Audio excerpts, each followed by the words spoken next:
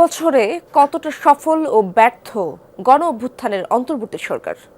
রাজনৈতিক বিশ্লেষকরা বলছেন আইনের শাসন, আইন শৃঙ্খলা পরিস্থিতির উন্নয়ন, মব সন্ত্রাস প্রতিরোধ ও প্রাতিষ্ঠানিক সংস্কারের ক্ষেত্রে অনেকটাই ব্যর্থ সরকার। তবে সরকারের নীতি নির্ধারকদের এক্ষেত্রে ভিন্ন মত। পরিবেশ উপদেষ্টা সৈয়দা রিজওয়ানা হাসান বলছেন, ধ্বংসপ্রাপ্ত ও ভঙ্গুর অবস্থা থেকে দেশকে স্বাভাবিক অবস্থায় নিয়ে এসেছে সরকার। গণতান্ত্রিক রূপান্তরের ভিত্তি গড়ে দেওয়ার পাশাপাশি সফলতা এসেছে অর্থনীতি, বাণিজ্য সহ 12 ক্ষেত্রে। আলমগীর স্বপনের রিপোর্টে বিস্তারিত দেখব।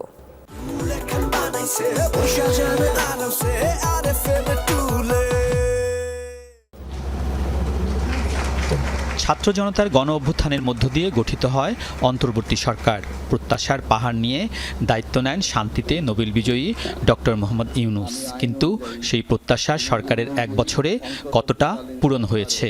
অন্তর্বর্তীকালীন সরকারের শিক্ষাবিদ, গবেষক ও আইনজ্ঞরা বলছেন, আইনের শাসন প্রতিষ্ঠা, আইন শৃঙ্খলা পরিস্থিতির উন্নয়ন ও মব সন্ত্রাস ঠেকাতে সরকার অনেকটা ব্যর্থ হয়েছে।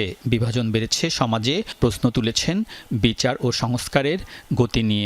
মব সন্ত্রাস যেগুলি হচ্ছিল বিভিন্ন জায়গায়, সংখ্যালঘু জাতিসত্তার মানুষ, সংখ্যালঘু ধর্মাবলম্বী মানুষ, সংখ্যালঘু তারপরে নারী, এদের উপরে যে অত্যাচারগুলো হচ্ছে, এগুলির বিরুদ্ধে সরকারের যথেষ্ট শক্ত কণ্ঠ ছিল না। সরকারের মধ্যে থেকে কেউ এটাকে যৌক্তিকতা দেওয়ার চেষ্টা করেছে। পুলিশও গত 15 বছর আইন অনুযায়ী তো চলে নাই, তো এখনও আইন অনুযায়ী চলছে না।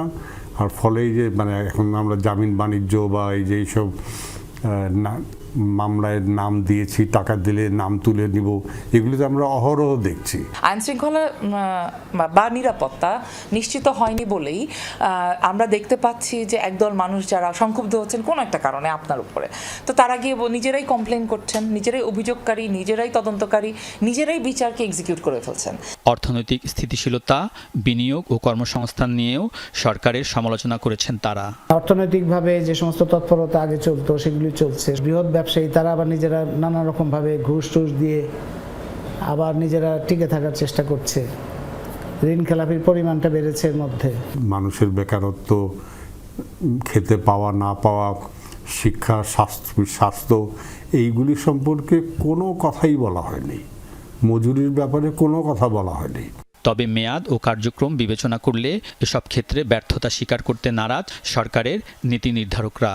বলছেন, শান্তি ও স্থিতিশীলতা পুনঃপ্রতিষ্ঠা, গণতান্ত্রিক সংস্কার ও জুলাই সনদসহ 12 ক্ষেত্রে অর্জন রয়েছে সরকারের। প্রশাসনের সাথে সাধারণ মানুষের এরকম দ্বন্দ্বের অবস্থান তৈরি হয়, তারপরে পট পরিবর্তন হয়, তখন কিন্তু এটা টিক মেরে আইন শৃঙ্খলা পরিস্থিতি হ্যাঁ না বলার আপনার কোনো সুযোগ থাকে না।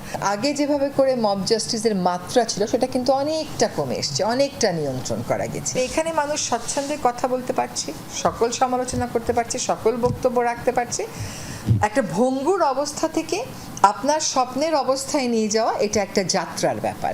এটা 1 বছর কিংবা 6 মাস কিংবা 1.5 বছরের ব্যাপার না।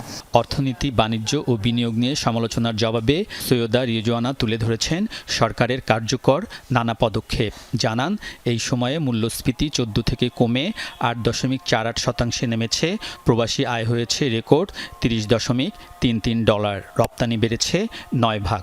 আমাদের ইনফ্লেশন আরও নেমে আসতেছে। আপনি মানুষের ক্রয় ক্ষমতার ভিতরে দ্রব্যমূল্য রাখবার জন্য আমরা আপ্রাণ চেষ্টা করেছি এবং আমরা বেশিরভাগ ক্ষেত্রেই সফল হয়েছি। বিনিয়োগ 1-1.5 বছরের ব্যাপার না, তারপরেও প্রচুর পরিমাণে রেমিটেন্স আসার অর্থ হচ্ছে সরকারের উপর জনগণের একটা আস্থা থাকা। সৈয়দা রিজওয়ানা বলেন, গণ অভ্যুত্থান পরবর্তী সরকারকে সফলতা ব্যর্থতার সাধারণ ব্যারোমিটার দিয়ে মাপার সুযোগ নেই।